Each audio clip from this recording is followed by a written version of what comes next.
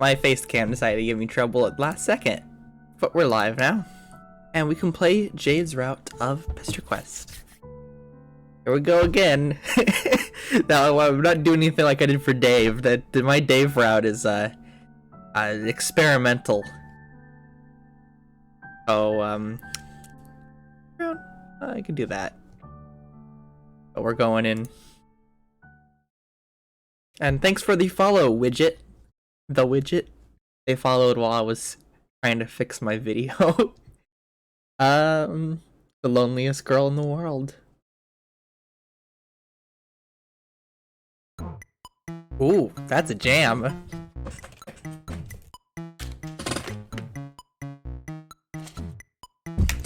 It's been days and your stomach still hasn't recovered from Olive Garden, but you can't spend forever moping around. There are friends to make, damn it. Well, just one left in this set. Her name is Jada Harley, and though all three of your new pals consider themselves good friends with her, they know strikingly little about her life. The most you have gleaned is that she lives on a mysterious island in the middle of the Pacific Ocean, and wow, that's some loud music. With her grandfather and some uncommon breed of dog, their communication with her has been limited to internet messages and packages sent to a P.O. box in some podunk town called Haunt Switch. Ooh. John said he would message her and see if she could provide an address, but that's... Okay, I take it back, that song's kind of grating. If she could provide an address, but you don't want to wait. Throwing yourself headlong into friendship has always worked for you. So you close your eyes, think islandy thoughts, and hope it works. But something strange happens as you channel your powers. A loud bark echoes somewhere in the distance, and nuclear green energy sparks in the air around you. You catch a split-second glimpse of a massive green sun, and then you hit the ground on your hands and knees. The whole event can't have taken more than a second or two. You blink and focus your vision. You're inside a room. The floor is smooth and white, and disrupting the monotony of in front of you are a set of similarly white paws attached to a lucis. You mean an animal? You slowly stagger up and look him over. Wow, look at that room. Is that Susie? Is that a Delta rune? Okay, this song has some nice samples. Wow. You blink and focus your vision. You're inside a room. The floor, I've already read this one. He is a very large and floofy dog, his snout held up high. A long green tongue hangs from his open mouth as he pants lightly, and the air around him crackles with electricity, making the fur on his back stand on end. Is that the tongue? His tongue doesn't look particularly green to me. Maybe that's the back of his mouth and his tongue's underneath. Something about him feels so familiar to you. Familiar twice over. His fuzzy and regal form reminds you of a warmth you once knew, but those neon sparks fill your stomach with dread. At the very least, he seems friendly. He leans in and drags his rough tongue across your cheek, leaving it tingling. His tail wags swiftly back and forth, and he keeps nosing at you. He seems fascinated, ah. Beck, down, boy! It is this friendly demeanor of his that leaves you shocked when he moves aside and you find yourself staring down the barrel of a rifle. It is held aloft by the bespectacled young lady in a sensible skirt who really has no business pointing such a big fucking gun at you. Wow. Now, is my Jade voice just a John voice? Yeah. Okay, please don't. No, that's the John voice. Okay. Okay. Okay, please don't panic and we hit a sudden booze. Where's the Jade voice? I gotta find it. I gotta find the Jade voice. Stitch is down here. Oh no, it's even lower. But John is... I lost my John. Okay, please don't message John. I'm John Aikpert. Please don't panic and make any sudden move. Please don't panic. Please don't panic and make any sudden... Please don't panic and make it... Please don't... I can't get it. I don't have a Jade voice. I'm sorry. Okay, please don't panic and make any sudden moves. I've never shot a living being before, and it would make me very sad if I had to start now. Where's my Rose? I am Rose Lalonde. Okay, so this is happening now. So what if I do that, but I get rid of the British? So it's just sort of a very feminine voice. And then now this comes out something like the Mad Hatter. No, I can't get it. Okay, so this is happening now. Is this Jade? She doesn't sound like Jade based on what John told you. She looks more like a Gigi anyway. Maybe a Lind. Right, the gun. Don't get sidetracked. You slowly raise your hand and surrender and try to put on your most offensive expression. You tell her that if she started shooting living beings, you would be pretty sad too, so why doesn't she put down the gun and... No way! I don't want to shoot you, but you are clearly dangerous and unpredictable being, and I need to make sure I stay safe. My grandpa taught me a lot about gun safety and trigger discipline in case anything bad ever happened to me. So I know that good trigger discipline means keeping your finger on the trigger at all times in case you need to blow something to bits. Oh, fuck. Now, let me make things clear for you. I'm a very clever girl, and you won't be able to fool me as easily as you fooled the others. It's very obvious to me what you've been doing, and I knew you would eventually show up if I waited long enough. Sure enough, John messaged me not too long ago to let me know you wanted to visit. To let me know you wanted to visit. And so I prepared myself for your arrival. You've come to interfere with our lives, and now I want to know why. So you'd better start talking, okay? Okay, you say. What does she want to talk about? You're so well versed in a variety of eclectic subjects, so you can go on about basically anything. Wrestling, postmodern art, controversial opinions on traditional jurisprudence. But you get the feeling that this is an interrogation, and you really have no idea what she's interrogating you over. That's a very likely story. I can put two and two together pretty easily, you know. You've never shown up in any of my dreams before, and now none of those dreams are coming to pass. Not to mention I don't even see Prospect when I go to sleep anymore. And that can only mean that you've derailed the forces of fate. You destroyed John's copy of Suburb and somehow changes everything. Not only could John not begin the game, none of us could. And none of the meteors hit like they were supposed to. It was like the universe changed its very fabric to bend to your evil whims. Whoa, evil, that's a bit harsh. You'll cop to stupid, but evil's way too much. Don't play dumb with me. What else could motivate you to stop us from fulfilling our destiny as heroes? Heroes? John and his friends are very nice, but they don't exactly strike you as heroes. That's because you don't know them like I know them. You haven't seen the shrines on the Prospect, or heard the stories from the Queen, or seen them in the clouds growing into brave and wonderful people. Now I'm beginning to suspect that those things will never come to pass. John's birthday came and passed without any fanfare except for him supposedly befriending a strange mailman. And that day the internet was full of people complaining that their beta copies of Suburb weren't working, and there was a huge scandal with the company. A little while later, I found out that this mailman was talking with Rose and had magical powers. I know a thing or two about magical powers, or at least powers which seem to be magical to those who haven't studied their logical sources. But yours are totally different from what I've seen. At first I thought you must be an advanced Dursite agent come to sabotage us. But you definitely aren't from Durs. Maybe a Prospectin double agent? I also considered the weird trolls you keep pestering me, but they've been weirdly quiet lately, and you don't really give me that vibe. And obviously you're not human. Whoa, hang on, you're human, right? She tilts her head and gives you a little really kind of look, and your stomach twists into knots. The more I look at you, the more I start to think you're like... How do I explain this? Okay, do you know what a furry is? Wow, oh yes, okay, that question is more loaded than her gun. Yes. Alright, so a lot of artists I follow do... Yeech commissions? A lot of artists I follow do yeech commission. Is that a furry term? I don't know yeech. YCH commissions. And you remind me of one of those. Does that make sense? You have no idea what a yeech is. You cautiously ask her. It stands for your character here. Basically, an artist will draw a pose or scenario, but instead of putting in an actual character, they leave a blank outline like a mannequin. You pay them to put your own character there. And when I look at you, I feel like I'm looking at one of those blank spaces. My intuition doesn't tell me anything about you. You've never showed up in my dreams. You're like my best friend Beck over here. A complete wild card. Something I can't figure out. Which brings me back to my point. She had almost let her gun drop, and you had almost forgotten she was holding it, but she hefts it back up to point at you and steals her gaze.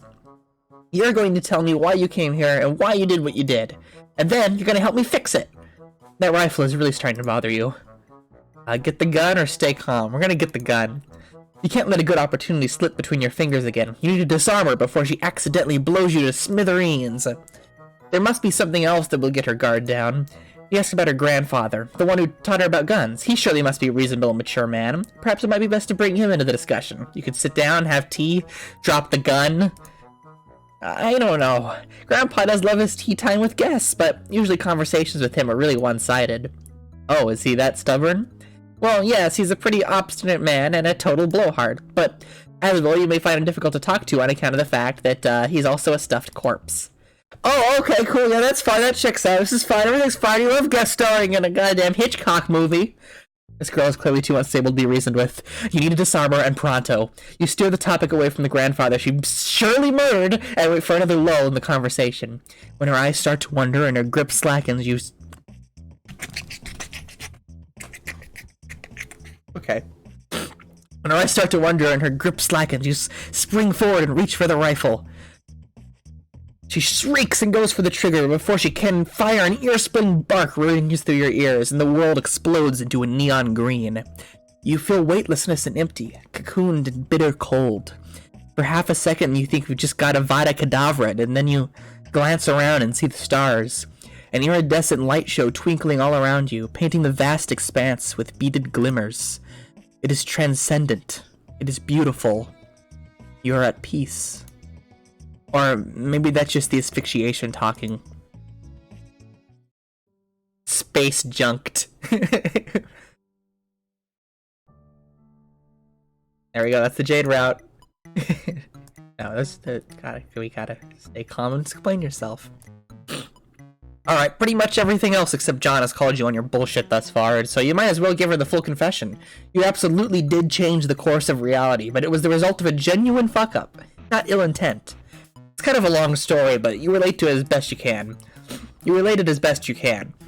Your strange lack of memory and encounter with a bizarre and magical artifact, the way you blundered into John's life and destroyed his mail as a result of your highly relatable social anxiety.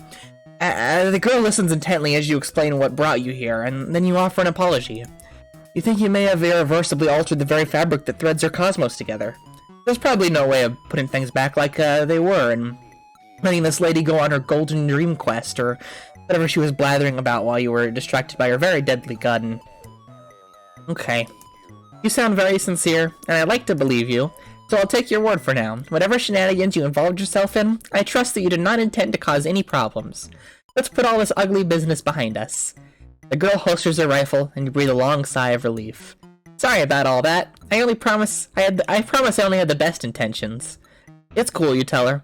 You get the distinct feeling that you've dealt with much worse. Yeah, I would imagine a space hopper like you has been to all sorts of cool and dangerous places. Kinda jealous, really. But anyway, we never properly introduced ourselves. My name is Jade, and my dog's name is Becquirl. What's yours? You know, you think this is the first time you've ever been asked for your name? Ever?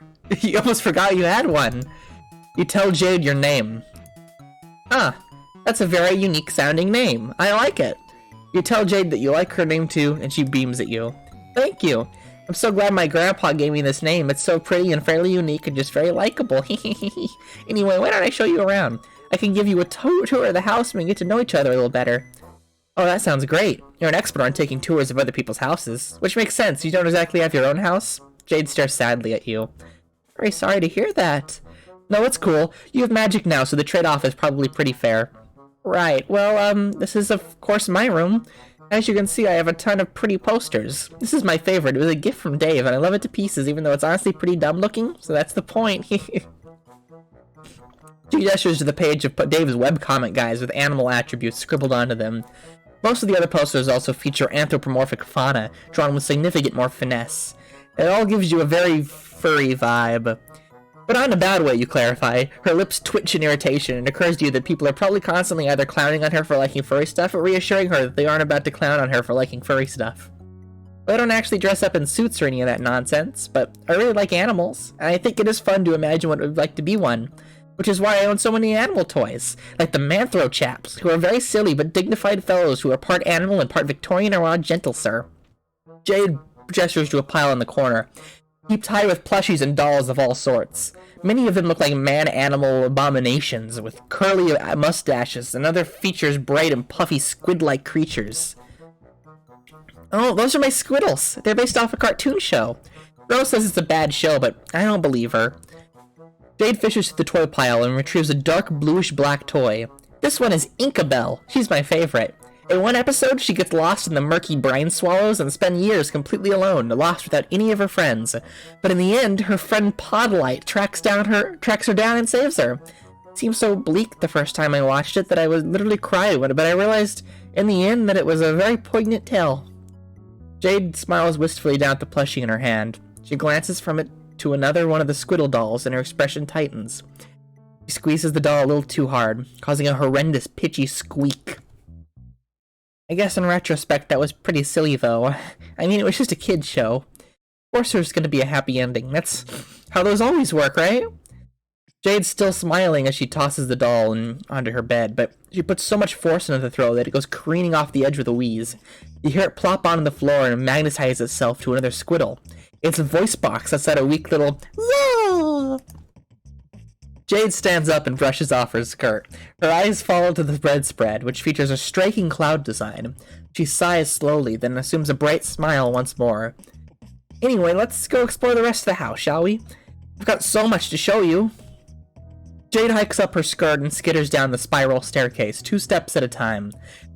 You're a little interested in the high-tech devices laying on a workbench near her bed, and a glowing green crystal you think is literally uranium.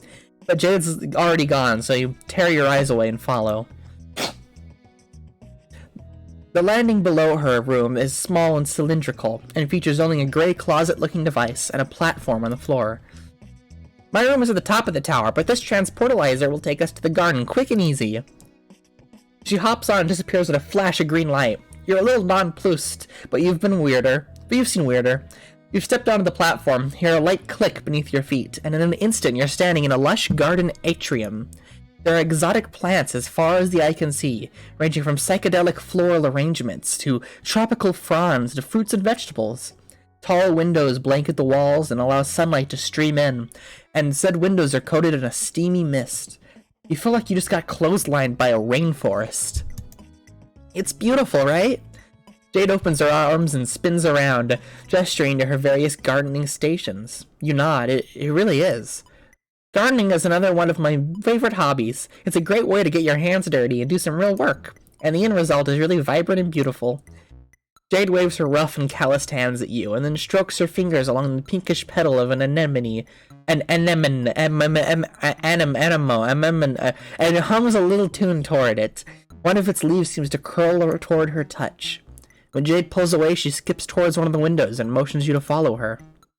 It's a beautiful island vista that awaits your gaze. To your left is a towering mountain that might just be a volcano, and ahead of you is a small bay filled with giant lily pads and an old mossy temple. Beyond the island, the sea stretches out to a shimmering horizon. Past that boundary line, an entire world awaits, ever out of reach.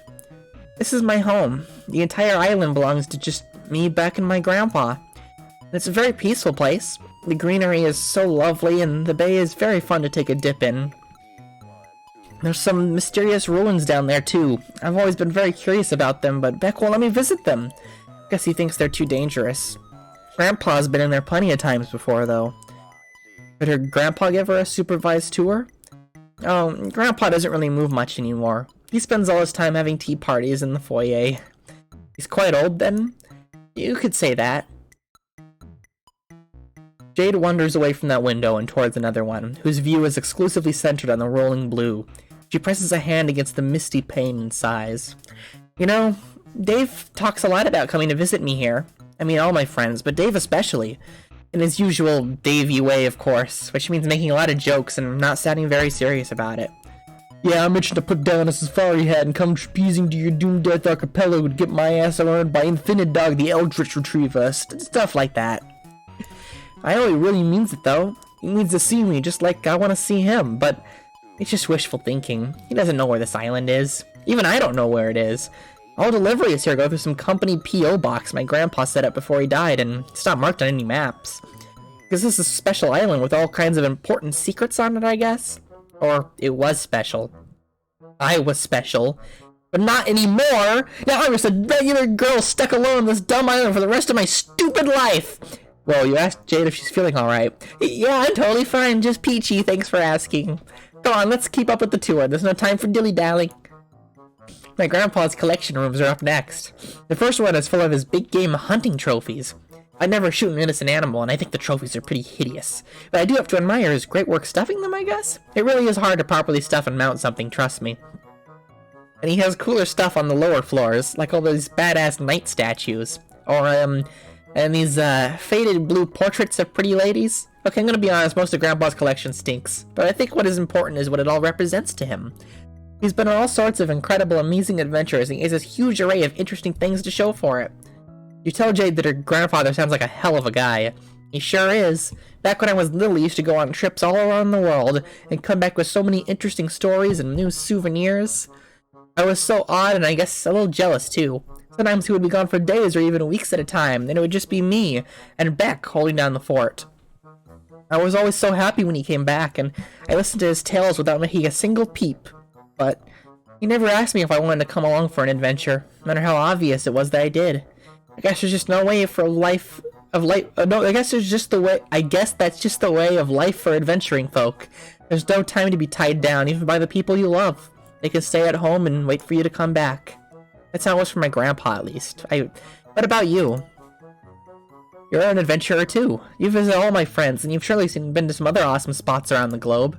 So, I bet you've left someone waiting for you too, haven't you? Oh, Cloudsucker69, did that show up on my Steam? Oh, that's great.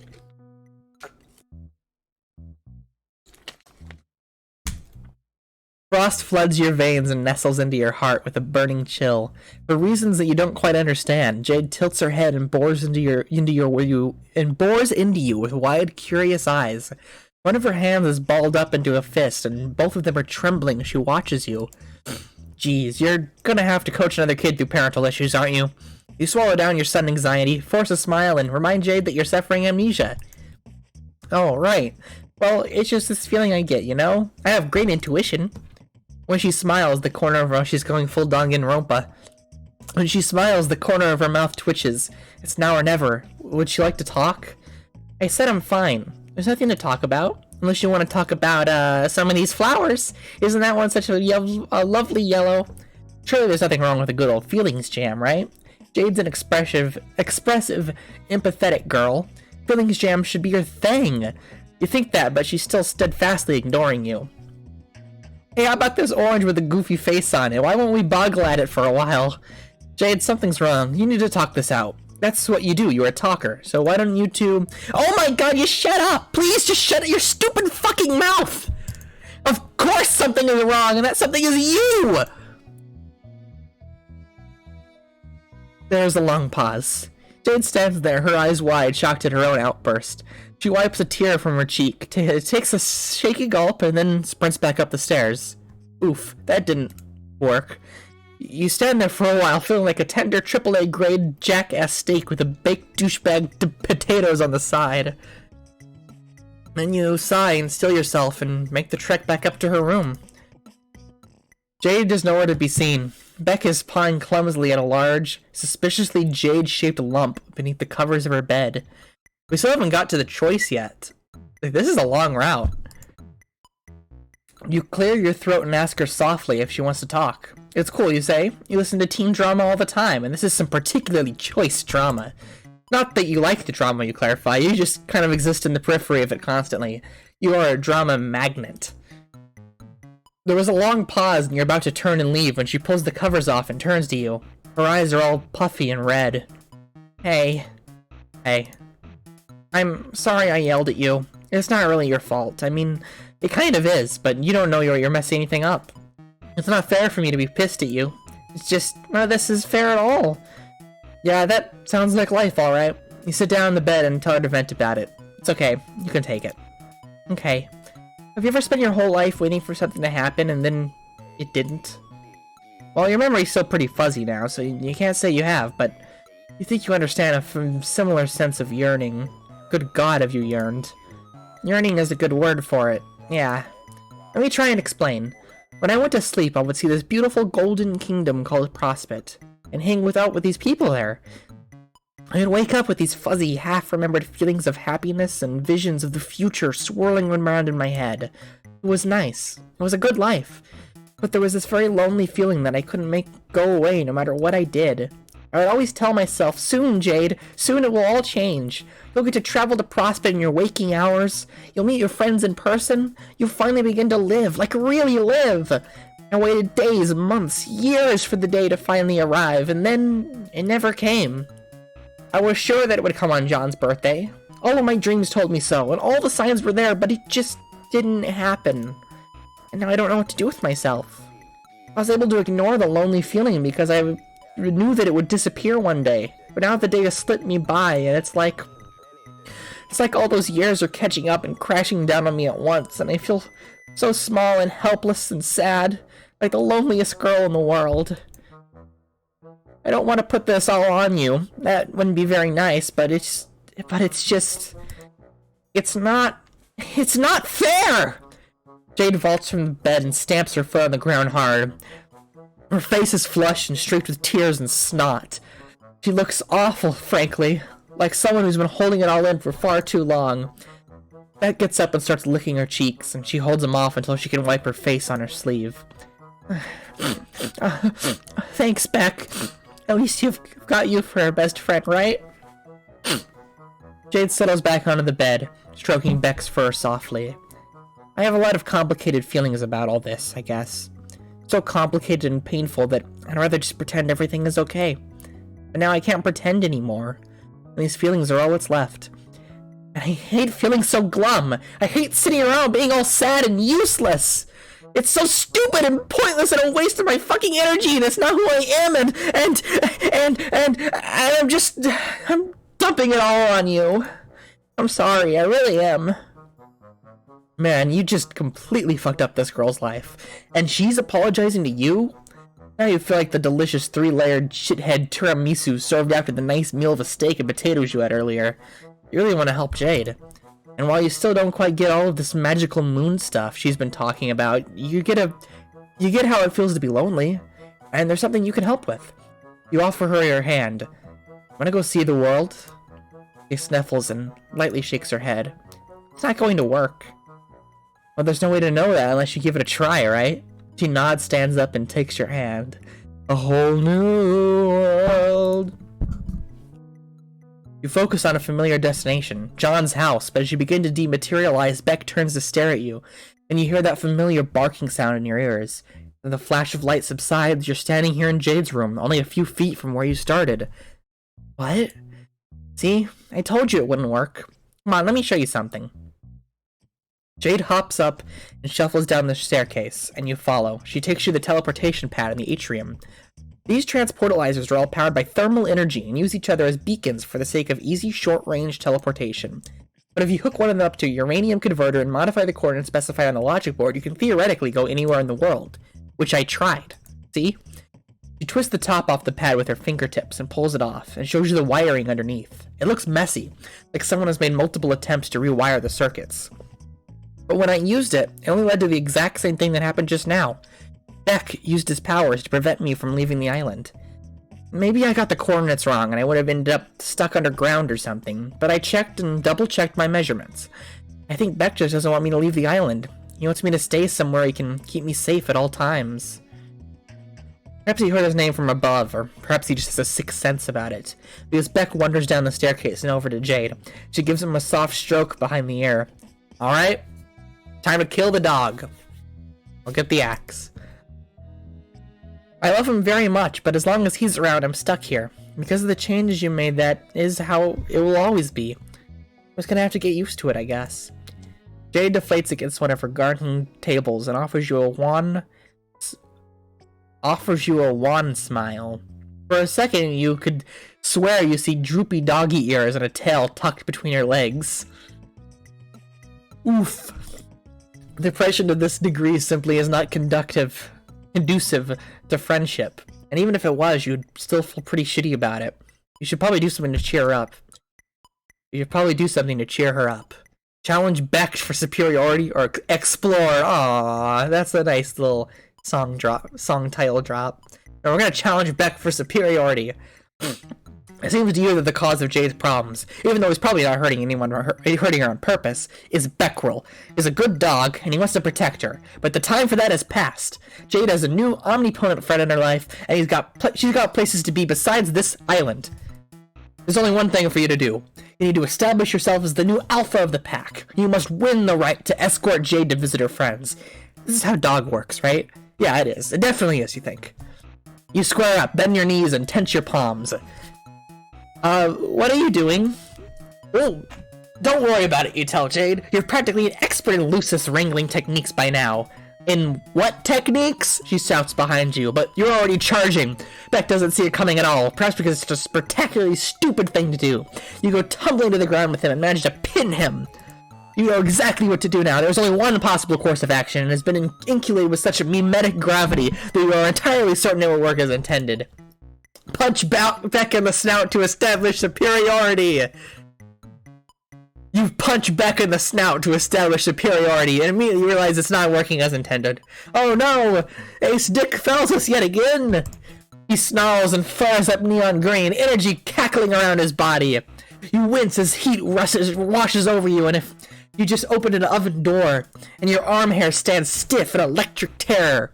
What were you thinking? This is a fight you can't win! Beck lunges at you and sinks his fangs into you. You yell, pain splittering your sight, radioactive fire roaring up your arm. You yank yourself away and instinctively try to teleport, but as you disappear, Beck's teeth catch your shoulder and hold on tight. The two of you go hurtling through the nothingness. You're pretty sure you left blood splatters on some meta-narrative construct, like a website scroll bar, or the Renpai debug screen or some shit. Eventually, you come exploding back in a cannon and bounce off a purple spire with an ungainly smack, dislodging Beck in the process. You tumble onto a bridge and scatter some dudes in goofy jester outfits, and Beck lands in front of you. We just jumped to a suburb timeline. That's very odd. I didn't think we did that at all. I mean, it makes sense. If we're doing Trolls or Alpha Kids next, then the suburb has to be played. The Alpha Kids and Trolls don't exist unless the Beta Kids play Suburb. The Beta Kids don't exist unless the Beta Kids play Suburb, but all timelines can work in special ways like that, because the official timeline still happened. But we're now in a main timeline. I wonder where the blood went, if it's on like the options screen. Good boy? Can we call it even here? He snarls and green flames crack the stone beneath his feet. So much for that. You squeeze up your arms in front of your face and squeeze your eyes shut as Beck lunges again, but you don't feel the sting of his fangs against your flesh. Instead, you feel the singularly odd sensation of your body passing right through Beck's, as though you just had a window thrown at you. Like a reverse defenestration. Refenestration? Unfenestration? The world beyond your eyelid strobes green. When you open your eyes, you find yourself staring into a massive verdant sun. You think that when Beck went in for the kill, you must have phased through him as his power surged. It was pure dumb luck. Can't imagine what kind of precise timing it would take to pull that off on purpose. The good news is you're alive, but the blood loss is really doing a number on you, and you can't focus your powers. Your vision flickers at the edges, and there's a ringing in your ears louder than the flickering flames of the sun. You only just barely hear a voice from behind you as your eyes glaze over. Who's out in space with the green sun? Is it gonna be Iradia Solix? Is it gonna be not Epilogue John, because the sun's still there. Is it gonna be Jade and Dave on their way to no, it's on their way to create it. It has to be Iradia. I think she's the only one who flies around it while it's still there. Oh yeah, it's Solix! Solix and Iradia! Who's this douchebag? Solix, be nice. This douchebag looks very injured. I think they're going to have to restart and try again. Better luck next time! There they are! That's great! That's amazing! That's paying attention to Homestuck canon.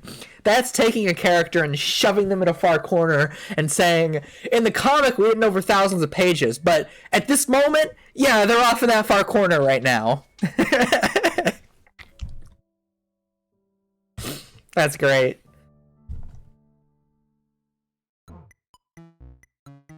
Alright. Now it's time to see this one, and this is probably gonna have the June Eggbert confirmation. You present your most finely honed smile of confidence and urge Jade to stand. This is no time to mope around. There's plenty of fun to be found without it leaving the island. This is just that perhaps with your help, you can give her the opportunity to explore that temple she's always been curious about. Oh no, things are gonna get weird. Really? That would be super fun. But what about Beck? Oh, there's nothing to worry about there. You have a genius plan, you tell her.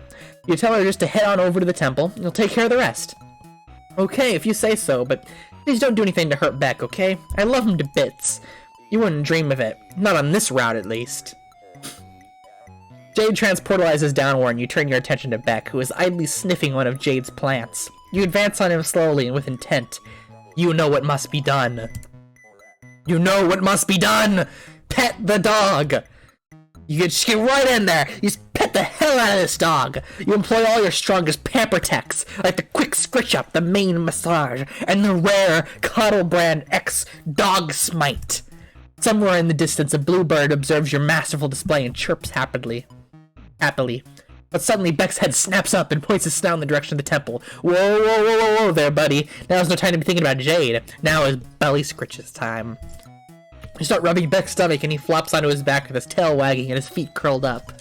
Who's a good boy? Beck looks up at you, and you see the cosmos reflected in his deep, piercing eyes. Oh yeah, his eyes. You see those? You see his eyes? I see his eyes. And you understand. He's a good boy. And he knows it. After a while spent threading your fingers through his silky fur, Beck curls up beside you and yawns, starting to nod off. You kiss him on the forehead, and then take the opportunity to slowly stand up and exit the room, letting the sleeping dog lie. You're a little worried about alerting Beck by using your powers. He seems to be pretty keyed into that kind of space-time manipulation, so you just take the long route to the temple. Jade's Island is a very beautiful place, with rolling hills and lush sun-bathed plains. It looks like an excellent vacation destination, but it is also so bare. There's nothing and nobody around except for the hollow whispers of the wind. You can see how this place would feel much less like paradise after years stranded here. When you reach the lake surrounding the temple, you see the giant lily pads outside have arranged themselves into a walkway so you can use it to reach it. How strange and convenient. You channel your inner frog and hop across. Hey! Up here! Jade calls down to you. She's at the temple entrance far above your head, waving down at you. Grooves carved into the wall form a ladder that you can use to climb up, and soon you're standing here beside her at the entrance to the temple. A huge, imposing archway marks the ingress between the sunny island and the dark interior of the ruin. From within, you can see a faint yellow-green glow that seems to be coming from the runes carved into the walls. Spooky. Ooh. As you proceed through the entryway, Jade runs a hand along the glowing walls, her face bathed in sickly green. At the end of the hallway is a large, round platform decorated with cloudy designs and a glowing orb at the center. It doesn't pique your interior decorator, but Jade seems quite awed at this sight. This is Skya! I knew this temple had to be connected to that world in some way. Jade rushes onto the platform and it begins to descend. You quickly follow her before you're left behind as the elevator takes you down to the expansive and dark room below.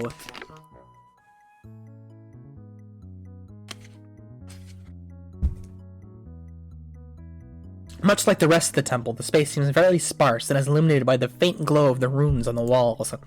A large purple lotus flower rests atop a pedestal in front of the elevator, petals wilted. What's gonna be in it? Now, do we assume it got filled in the canon timeline, which means it's still her copy of Suburb? Or do we assume that in the future we're gonna throw some random stuff in it and it's gonna jump out now and be fulfilled in a later route? There's an electronic display built into the pedestal with a timer that could feasibly count down for millions of years. But it seems to be glitched, stuck a few hours away from zero with the seconds digit constantly ratcheting back and forth between two numbers. Oh no, it's glitched. It's stopped. Jade places a hand on the pedestal and sighs. The number is stuck. I think this is a time capsule, but it's malfunctioning for some reason. Was I supposed to open it when the time was right? I will never know. What else could this place be hiding from me? Oh, the elevator's going up. We're going to Prospect or Durst. These are where the teleporters are. This is great because we never saw them in this timeline. We only saw them in the Alpha universe when Jake used it. But we assumed they were here because how else did Grandpa Jake get around? As if on cue, the elevator platform shudders and begins to rise behind you. As the platform ascends, it becomes clear that there is a pit beneath it, which is basically video game logic 101. Jade looks down into it. You follow suit and see... transportalizers? There's two of them, one a deep purple and the other a brilliant gold. Jade leaps down into the pit, which is a pretty brave maneuver because it's deep as hell, and real life still has fall damage. She grunts and sinks to her knees from impact, but quickly recovers and rushes over to the golden transportalizer.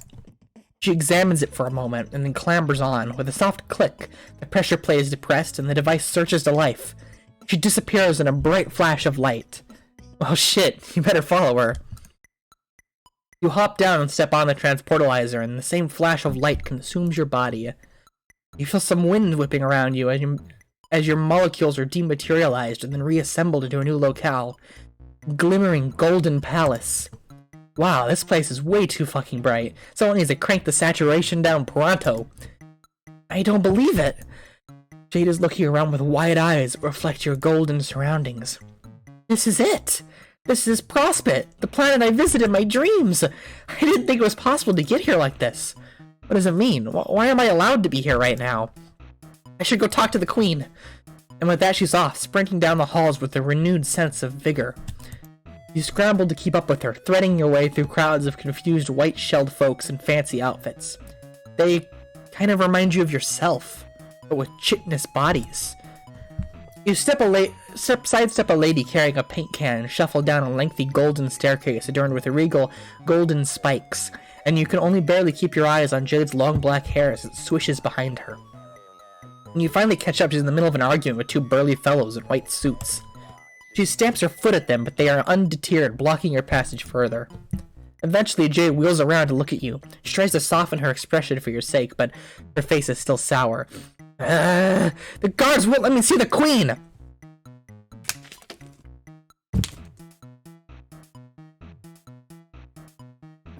Jade's too angry. Her angry voice kills my throat. Apparently, she's really busy with something. They told me I'm not supposed to be here, and then I have to leave right away. Which is totally bull. I'm a princess. And I swear some of these idiots can't even recognize me without the pretty golden dress. Blah. I guess I'm not getting any answers here. Let's just get out of here. And she's off again, this time striding forward with her fists curled and her jaw set. You glance back at the guards, whose furrowed brows strike you as more worry than ire, and you follow Jade back. But the queens are on to the fact that stuff is wrong. You're almost at the exit when you see it. A dark figure, silhouetted against sky's brilliant hue. They are humanoid in shape, with two leathery wings and inky black tendrils trailing behind. Oh no. What? The Sovereign Slayer got here? How? Is it someone else? The ring's not fully prototyped, except the Ursula Jesters. Crimson Force crackles in their wake, and they swoop over the city like a bird of prey. Oh, he's got, the red miles. Something about them gives you a major case of the heebie-jeebies. You do a nervous little half-jog back to the transportalizer and get the hell out of Dodge.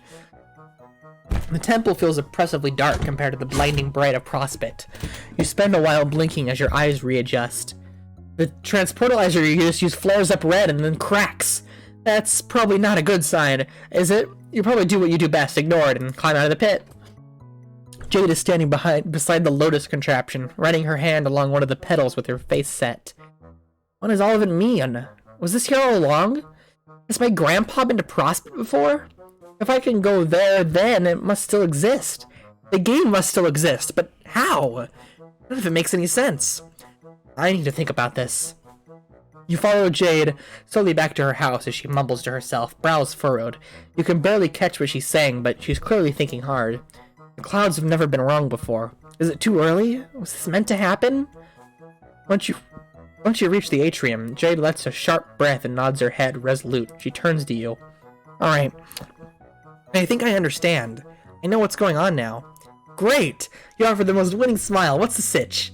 Well, the truth is I always I was always being very immature about the idea of being a hero and having a destiny. Life isn't like in kids' cartoons, after all. Heroism is all rainbows and sunshines, and it's childish to think that everyone gets a happy ending. This kind of storybook stuff doesn't really exist. To be a real hero, you have to be prepared to suffer horribly. Oh. It makes sense when you think about it. If everything came easy, there wouldn't actually be anything heroic about it. Why else would my grandpa put me here on this island? Why else would Beck want to keep me safe here, even now that everything's changed? It's because it's my destiny. I have to prove that I'm willing to suffer and willing to sacrifice. That has to be it. This can't be all that have been for nothing, right? That's not the way this world works. Everything has a purpose, even if it's not clear at first. Seeing Prosper in the flesh reminded me of that.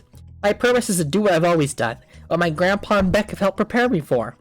I know I'll be really lonely, but in the end it means that everything will continue to play out the way it was meant to. It's a very noble job, and I've got to be the one to do it. You're at a loss for words.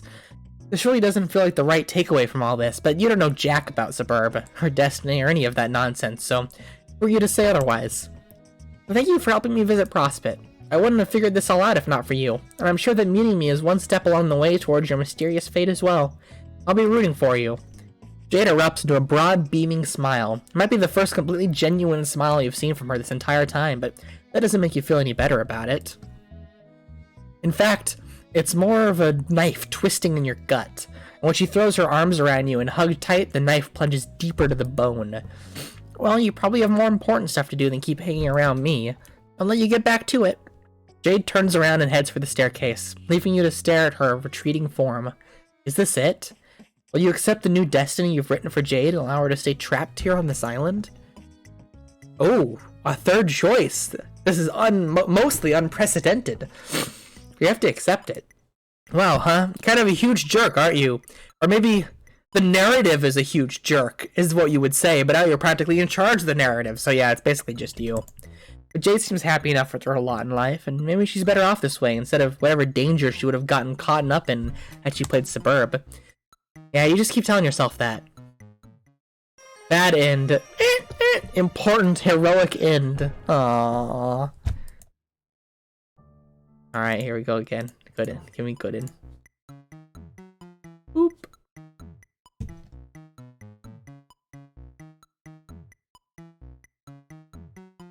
There's a lot of interactions with this. This is a good route.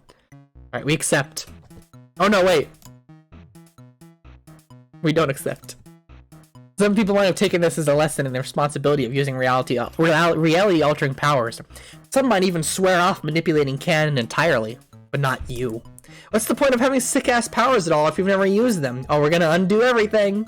Maybe some god is gonna punish you for the way you've been fucking with the universe, but right now you don't care. This girl would burn herself to ashes to keep her friends warm. The least you could do is risk the flame for her sake. You quickly sprint up the stairs. Oh, you're not leaving. Don't you have places to be? I'll be fine here alone, I promise. It's my duty. I'll get used to it eventually. You can't imagine she's okay with that, no matter what she says. Does she really want to stay alone for the rest of her life? Well, of course not. What I want to do is explore the world and hang out with my pals. But it's not about what I want. It's about doing what has to be done. That's what it has always been about for me. Well, that's bullshit. Huh? Maybe Jade's fate dictates she never played the game she wanted to play. Maybe heroes don't get a happy ending. That doesn't mean heroes can't be happy. There comes a time in every young woman's life you tell Jade where she can't leave home because her pet is an overprotective god. Huh? Okay, that's obviously not true, but there comes a time in many young women's lives where circumstances beyond their control leave them without an escape. Perhaps it's easier to believe that the escape will never come, but you can't let Jade do that. When life has you stuck, at home perhaps, you can still hold on to hope. You can fight, no matter how long you have to wait. You can keep looking for another chance to see the world. And if the universe tells you to sit, stay, and roll over, you look the universe dead in the eyes and ask, who do you think is the master around here? And then you tell it to motherfucking heal! Yeah, you're right. Even now, I know I was still being childish. It was easier to tell myself to be miserable for a noble cause instead of holding on to hope and maybe getting hurt again, but I have to have hope. That's who I am. I am a hoper, not a moper. But I will keep trying to convince Beck that it'll be safe for me to leave the island. Things have changed and maybe he doesn't realize it yet. He's kind of a silly dumb dog at times, but he loves me and I love him and we can work it out. Maybe it'll take a while, but I'll definitely figure things out. And while I wait, you'll come visit me sometimes, won't you? Of course you will. You're not in the habit of abandoning your friends. The idea is unthinkable. You promised Jada you will come visit her. Come visit? Come visit! A light bulb goes off in your head. One of these cool LED bulbs, the kind that syncs up to your phone and changes colors and spies on the government. We're gonna bring all the beta kids together. Party time! You asked Jade if she's ever had a slumber party. A slumber party? No, I've never had one. It sounds exciting, but is really a party if there's 2 people and a dog? That sounds more like a mild slumber hangout. Don't worry about it, you tell her. Just start getting the place ready for a bash. Pull out the sleeping bags, conjure up some slightly irradiated snacks, pump up the fresh jams, etc., etc. I don't know if you can have sleeping bags, but okay. I'll see what I can do. Maybe there's something useful in Grandpa's old supplies. You shoot her a confident salute and then dissolve into the ether of cannon. Alright, Eggbird, up and at him, it's party time! John yelps and tumbles out of his chair, crashing to the ground in an undignified heap. It looks like he was in the middle of debugging some code on his computer when you interrupted him. He distangles his limbs and stands up with a groan. Okay, Magic Mailman, we need to get some things straight. Your powers are extremely cool, but using them like this is kinda lame. Jump scares rank very low on the prank scale. They don't take any effort. They're just sort of mean and annoying. You apologize for scaring John. You're just in a very excited mood right now because it's time for a motherfucking slumber party! Oh, cool. I've never been to a slumber party before. Who's it with? You grin. Don't you already know who with, John? The American Association of Mailmen? You give him a blank stare. Alright, probably my other friends. That should have been obvious. There you go, John. You tell him to pack up whatever supplies he thinks he should bring, and then get ready for another whirlwind ride through space-time. I don't know. I should probably go do the responsible thing and let my dad know I'm going on a trip. Even if I'll be back soon. Okay, that's fine, but don't take too much time. The route's already getting pretty long. Cool. Okay, what should I bring? Oh, I need to grab some movies, definitely. Dave will be there, right? Should bring some McConaughey movies, so I realized I was right all along about Matthew's stellar acting. Oh, and of course some snacks. This is a great time for me to unload all the excess birthday cakes my dad made for me. Seriously, there are hundreds of them in the fridge. It is highly ridiculous. You wait patiently, and someone's calling me on my phone. Now's not the time. Oh god, it's work. I'll get to them later. You wait patiently in John's room as he goes downstairs to fetch his bounty of cakes, talk to his dad, and do all of his other preparation. It takes forever. You're not really sure what he's doing down there. You think he might be walking around, examining the objects in great detail, solving a bunch of puzzles. Come on, John, that's not the right genre of game. Get your shit together. Okay, ready. Alright, step 2 is to get Rose. You take John's hand and zap the 2 of you into Rose's mansion. John spends a whole while goggling at the giant statue of Zazarpan the Learned. Then you ascend the staircase towards Rose's room and knock on the door. Her voice comes from within, slightly muffled. You're home early. I've been hearing strange noises from the neighboring lab as of late. Have you... Rose opens the doors and freezes. John? Her eyes widen, she slowly steps backwards, which John takes as an invitation to stride into her room. Her cheeks darken and she scans the room, eyes flickering from mess to mess. Surprise, Rose! We're here to steal you away like the owl who kidnaps Harry Potter. That's not... She sighs and turns to you. Care to explain the sudden intrusion? It is normally considered polite to call ahead, especially when one is possessed of reality-bending powers. Oh, don't be melodramatic. There's probably nothing too embarrassing in this room. John furrows his brow and he glances around the room, eyes sweeping around the walls. He eventually settles on some pictures that have been hung up. I mean, look at these great drawings. Did you do those? It's so cool. I didn't know you drew stuff. Rose gives him the smile of a girl whose soul is just shriveled into a blackened husk. I get an explanation would be nice. You explain that you've come to collect Jade's friends for a slumber party. I see. The commercial and critical failure of Suburb must have impacted her more strongly than I anticipated. She was really looking forward to playing that game with us. Yeah, that's, putting it lightly, probably. I would hate to disappoint her further. Consider this my RSVP. Blech. Rose gives you a curt nod and then turns to frown at John, who is poking around under her bed. Something tugs at the corner of her mouth. John, my mother is busy and will not be expected to return for a while. Why don't you and our strange friend go analyze her room instead? I need time to pack. Okay, Rose, whatever you say. Is she getting her bunny? Are they all getting their bunnies? Or did John lost his? Rose shoves you out of the room with more strength than you expected from a 13-year-old girl and shuts the door hard. Man, I hope Rose realizes I was being serious when I said her drawings were good. We tease each other a lot, but she's been really cool. Without speaking loudly enough that Rose could almost certainly hear him from the other side of the door. You think he knows that, but you don't say anything, except to casually suggest that you and John go way downstairs and admire all our ridiculous wizard art. He agrees. God, this house is so weird. We need a giant statue of a wizard. Where did they even get this? Oh, and speaking of weird, I didn't want to bring this up with Rose in case there's some funny story I'm not in on. But what's with all this writing on her? Oh no! The meow meow wow wow wow is there, and John can see it. But John trails off as Rose descends the stairs with a neatly packed bag. Shall we? We shall, you say. With a hand on each of their shoulders, you close your eyes and concentrate on the Strider apartment. You're aiming for the hallway outside the front door, but this power is still taking some getting used to. So you instead pop into existence right on top of Dave's bed.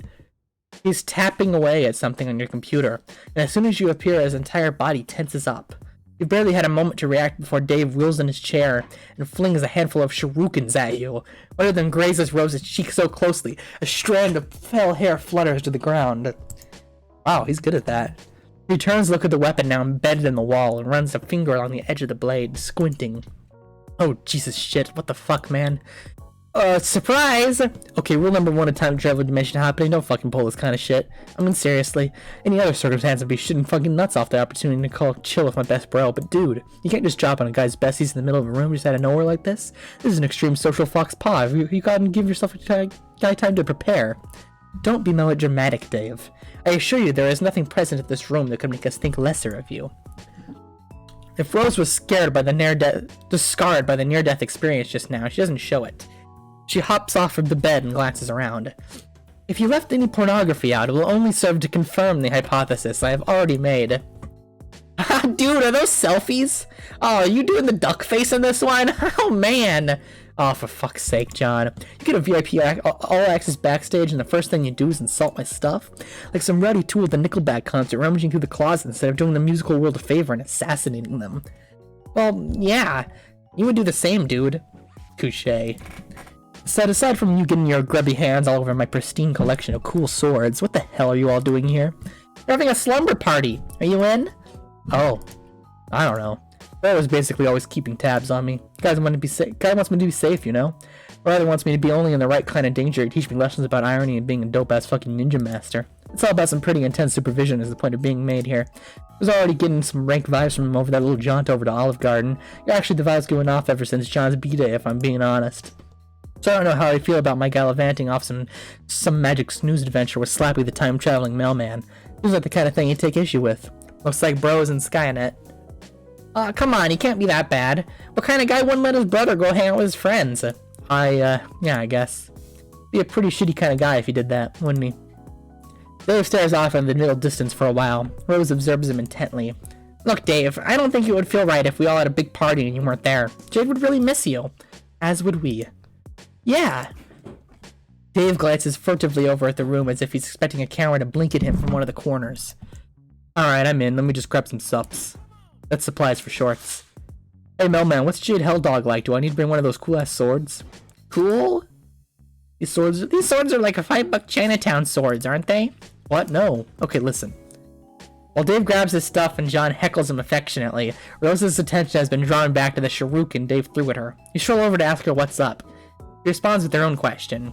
Oh, does Rose know that he's supposed to only be using sword specialists? Oh no, she's interested in bro. Have you been introduced to Dave's brother? Not yet. You've heard a lot about him, though. For the sake of diplomacy, you only briefly touch on the opinion you formed. He certainly seems to be a fascinating young man. The kind of individual whose brain I'd love to pick apart, to find out just what twisted mechanisms fire off within his chambers. Oh, and for Epilogue, Rose and Dirk are in Pesterquest. They've had dialogue before. So that's what she's thinking about. Dave's bro? Rose chews on the bottom of her lip. Not exactly, but an adjacent topic. I'm mulling over the ethical quandaries presented by the existence of powers esoteric. What? It's nothing to concern yourself with yet. We have a party to attend, apparently. Right. Dave is done packing up. You open both palms and suggest that everyone holds hands so you can best channel your powers. Really? We're holding hands? God, this is so lame. But he does it, and when he clasps John and Rose's hands, he shifts around and blushes faintly in a manner that suggests he doesn't really think it's so lame. In fact, he might think it's the opposite of lame. He might think it's rad. And you'd be right. Friendship is the raddest of them all. You're full of warm and fuzzy friend feelings as you teleport back to Jade's atrium. Wait, no, that's just the feeling of your body dissolving and reconstituting itself halfway across canon. They have very similar feelings. You head to the base of the staircase where you call out to Jade. Her guests have arrived, you tell her. Jade rushes down the stairs and nearly trips over her skirt. Her expression is tight and anxious, and when she sees your motley crew standing there, she freezes up. Her breath hitches in a half-sob. You really did bring them. They're here. You're all here. Jade breaks into a wide grin and sprints forward, launching herself like a missile at her friends. Dave throws himself bodily out of the way, and Rose takes an alarmed step back, leaving John to bear the full brunt of her affections. He crashes into them, and the two of them go spinning around and around as Jade laughs breathily. Whoa, whoa, whoa, calm down there, Jade. It's nice to see you, too. Tears are beaming in her eyes as she squeezes them tight and then pecks her cheek with a soft kiss. Oh, John, I'm so happy to see you in person. I'm in waking person and everything. I spend so much time watching you while you sleep. What? Jade swings around to look at her other two pals. Come on, you two! Get over here! We're having a 4x hug combo right now! Rose and Dave cautiously step forward, and Jade, with John's help, yanks them both into the tight embrace. She smooches them on the cheeks, too. Rose's face lights up with a blush, and Dave's nearly goes catatonic. When Jade pulls back, she's clutching John's hand, tugging so hard she might pull the damn thing off. Oh, come on, everyone, let's go upstairs. I found a bunch of military-grade sleeping bags and Grandpa's old venturing gear and set them up in my room. We can play with all the toys and jam out to some music and stay up all night chatting with each other, and oh my god, you hear this is all really happening? Jade's next laugh verges on hysterical. She's got tears straight down her cheeks. Dave looks a little protruded. Wow, holy shit, it's cool, Jade. Don't need to get so, like this. Kind of fucks me up seeing you cry. Not that I'm trying to make this all about me. I mean, Dave, you're doing a horrible job of comforting her. Jade, come here. I shall hold you in my arms. Rose walks over to Jade, extends her thumbs, and swipes them down Jade's teary cheeks in a stiff, mechanical motion. Then she wraps her arms around Jade in an embrace that she could generously be called a hug, but looks more like the precursor to an alien medical examination. John boggles at the display. None of you whack jobs know how to do this. Oh my god. Come here, Jade. Oh, thanks, John. Now come on, everyone, let's go. And so the party begins. Tales told, movies happened, and fun aplenty. So many shenanigans happened, so many. Perhaps someday you'll recount them all in detail. But before you know it, the energy in the room is fled alongside the sunlight. The moon and stars cast their pale gaze upon four supine friends, bundled in their sleeping bags and caught midway between slumber and wakefulness. Dave is rambling about some inane bullshit that nobody's paying attention to, and Rose is attempting quite terribly to lecture John and Jade on the modern reinterpretation of Lovecraft's works. I think it's about time you bowed out. It's not that you haven't enjoyed chumming up with these kids, but you feel kind of weird sticking around overnight. You can come back later. Besides, you've got places to go and sights to see. There's an entire golden moon out there full of potential friends you never knew about today. Universe beckons, and you are powerless to refuse. You give Beck a little nod like, hey, take care of these kids. Beck doesn't nod back because he's a dog, but you like to think he understands. And you quietly slip down the staircase and out of sight. You spare one last glance at the group and find a sigh escaping your lips. Everything that's happened here feels almost too good to be true. Can it last? Can this brazen wish fulfillment go unpunished? You find that hard to imagine. There's something fate-touched about these kids. You can feel it in your bones. As surely as the wind whispers through the trees or the stars dance through space, as surely as the turning clocks will call the sunlight back again, these kids will never be free of the bullshit that hounds them. But right here, right now, they are at peace. They have shared this one perfect moment together, and perhaps in the future they will come betwixt the chaos. And maybe that's enough. Victory. There's June. And there's Aqueet for Musk, and Jade's for Sona, and Jade Rose is happening because she's never going to meet Kanaya in this timeline. June is happening because he's never going to go off from himself for 3 years. Hopefully they still find out that they're siblings. 3 years, Jade. 3 years.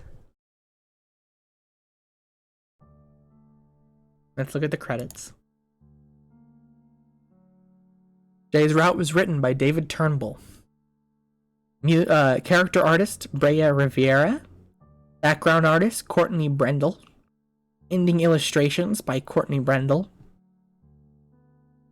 The music was Jade's theme by James Roach, featuring Speakin, called Carefree Victory Remix.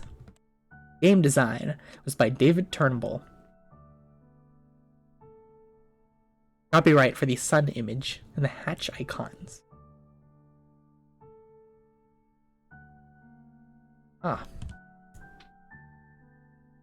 Look at our achievements there. The happiest girl in the world.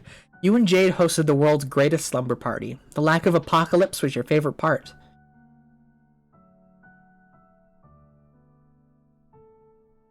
There we go. Look at the images real quick.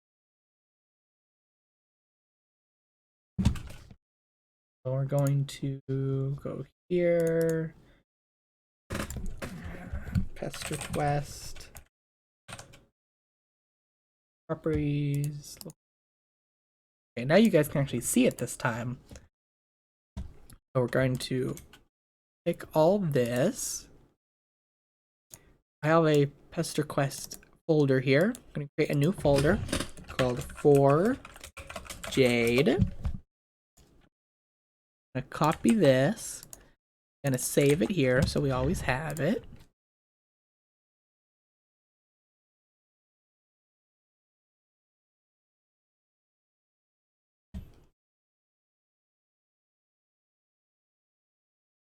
There's a slash. Oh, does Dave's shirt get slashed in the ending screen? But it's not there in the sprites. It's interesting.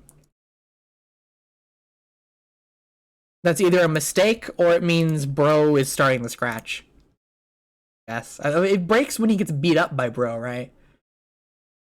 When his specibus breaks too. Okay. Now we're going to copy these. Oops.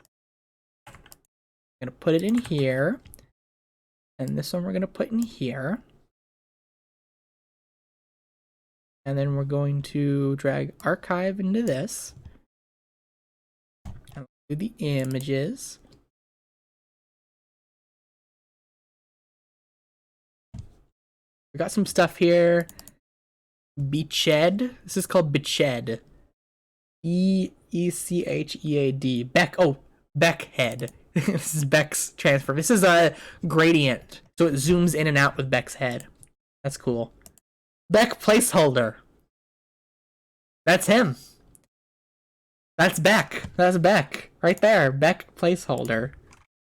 I'm gonna put that on Twitter. That's funny. Haha, funny. Okay, I'm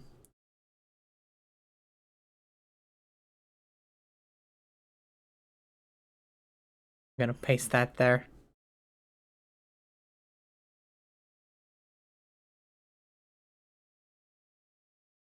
Where are these? Did I miss that? Did I miss this? At some point, it shows Grandpa, but it's just like snapshots. Was that like in the middle of a transition real quick? That's very weird. There's the flame effect. That's cool. The stock image. Yeah, that's not in it. I'm gonna post that on the Twitter thread, ask if anyone saw that. I wouldn't expect there to be a super secret route in a game where you just click between two choices. Unused snapshot showing Grandpa.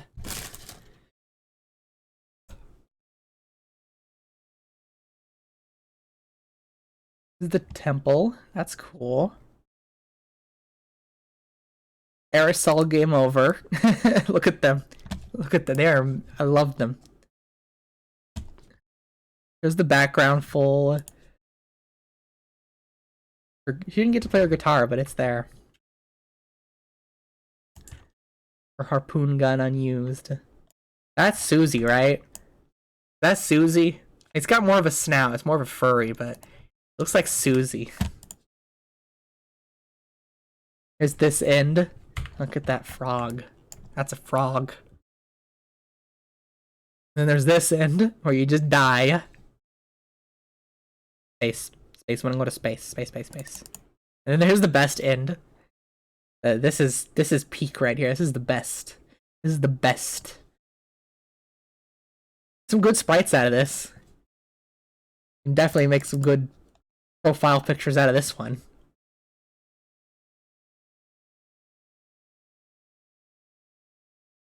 Did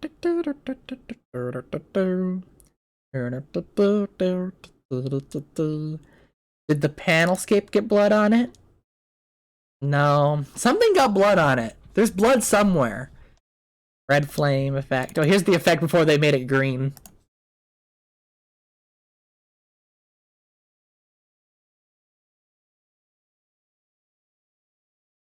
Tiger trophy room. There's one for the trophy room too. Yeah, at some point when she was talking about all the grandpa stuff, it was gonna go through different snapshots, so they'd have to draw a background for each one.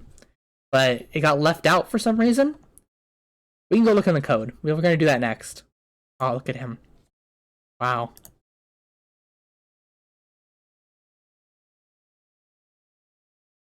Let's look in the GUI. Oh, let me check achievements real quick. Okay. We're gonna look in the GUI. They normally don't put too much new stuff in here, but there was some weird stuff going on with this new one, and it might have the blood. No.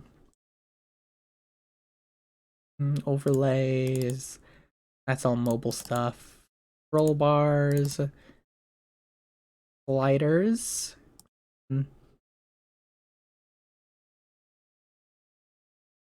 Fun. No, nothing new in here. They still have the epilogue stuff sitting in here. I don't know why. Now we're gonna run the game once, and that'll make unRPA, or what's it called? Un.rpyc will run. So we're gonna put that. Did you put it in game? Yeah, that's where the RPYCs are. Oh, did it already run? I think it already ran. We already got it. Easy. Easy peasy. We're gonna open that in Visual Studio. Here we go.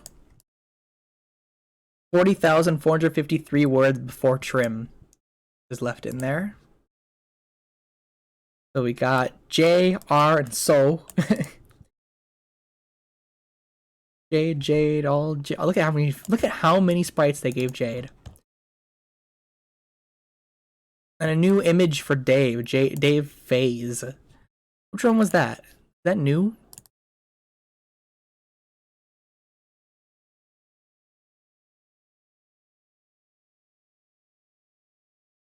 This one. Okay, it's just an edit. It's him disappearing. All the backgrounds, undergrowth, frostbit dirt, screen, trophy room, grandpa's room. Yeah, image grandpa room 1, 2, 3. They're set up to be like animated, this one. Back, bite, endings, transitions, Beck's verse. Yeah, there's the Beck head is black and white. And how it works is I think it starts from either the lightest or darkest and makes a fade. So instead of taking a Beck image and zooming it in and out, it is actually calculating the Beck head. It's really cool. Really cool asset.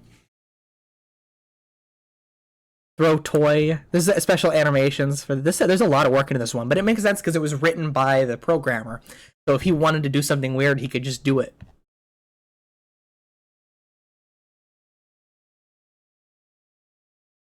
LE parkour. Roof jump down. Oh, le parkour and roof jump down. That's I wonder where that's used. All their tackling animations.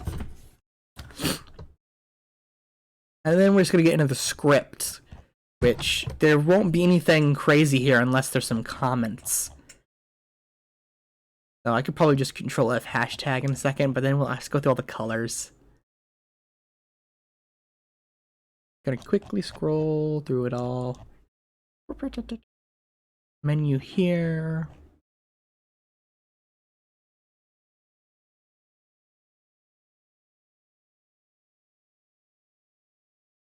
A temple if persistent. Oh, okay. There's a check here. If you have flashing lights turned off, it won't play certain animations.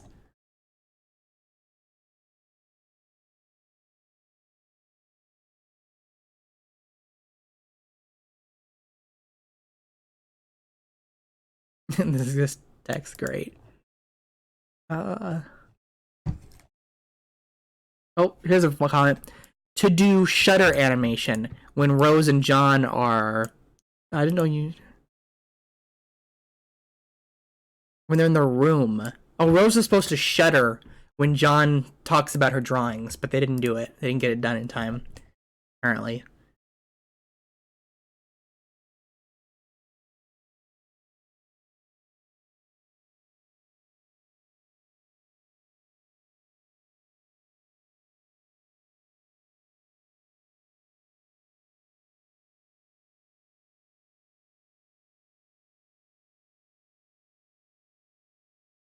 Huh.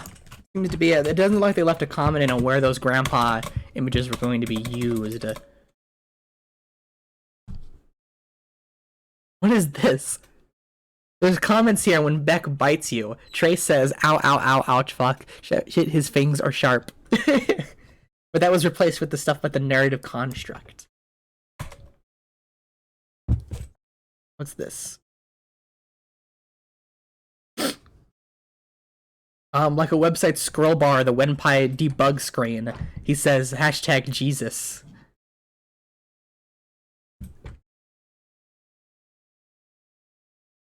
True ending is a comment for game over here. Jade's temple to do glow. Okay. Electric display built into the pedestal to do move.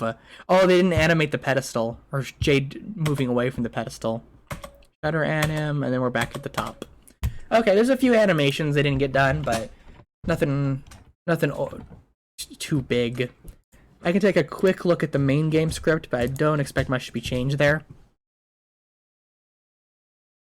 Let's look at screens. Search for changes every volume. Boy, you're really in for it when you get to this route. Originally that said Vriska's route. Then it said Kate's route. Now it says this route. It's gotten less and less descriptive each time. But it is you pick Vriska's route, you play, I guess you flarp, and stuff changes depending on what class you pick. But instead of just picking a class, you assign points to stats, and that gives you different classes. You can either be an attention grabber or a frontline vanguard, depending on which two stats you put the most points into.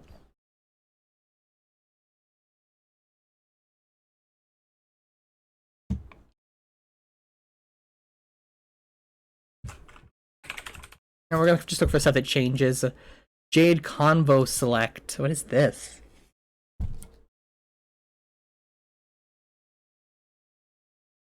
What is this? Navigation button, Jade, GUI, Jade. I'm gonna look at the. Do we have those images?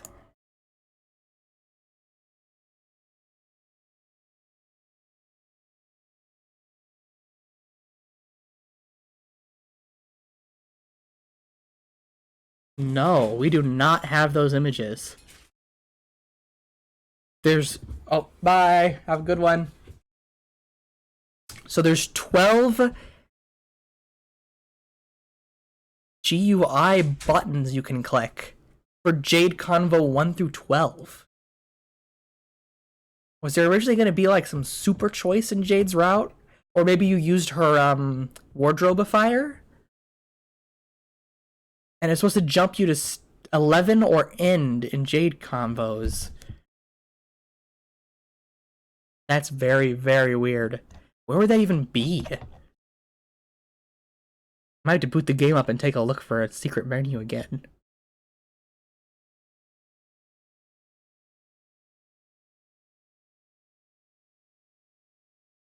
Look again for changes each volume. This is the credits. I don't think there's any credits commented out this time, or previously they would comment out the next game, the next version's credits. But no such luck in Pesterquest.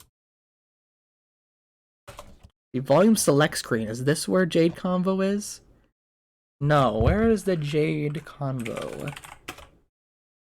Jade Convo select. It appears to just be its own thing? Main menu and game screen. The menu and game screen appear the navigation of the menus to start the game. I'm gonna look up. Let's go back in. Let's go back in. Small. I'm doing too small. I lost. Okay, there we go. What is Jade Convo? Nothing here.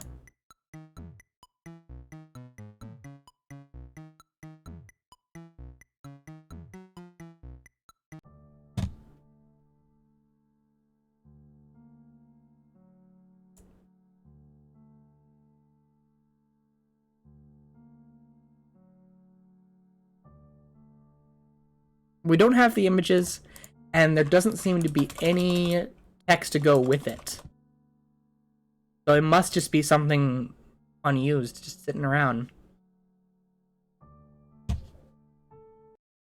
Take a quick look at a couple of these other text files, because that's very intriguing.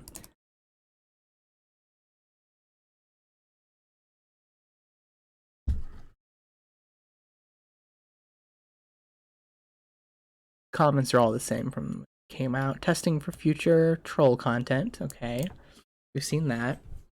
This is old. Jade now has proper stuff in the main script. Okay, and then it's just John's. It's just John's route here.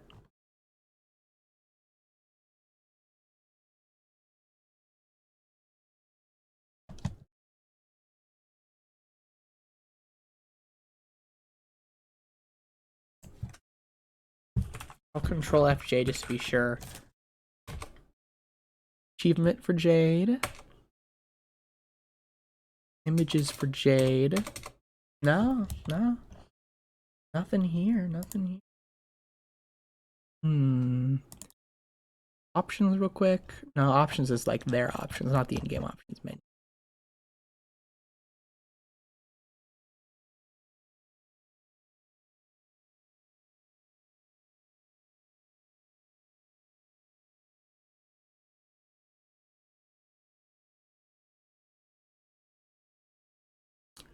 I guess it's just unused. I'll look on Twitter real quick to see if anyone found anything crazy they posted about. But it appears to just be unused.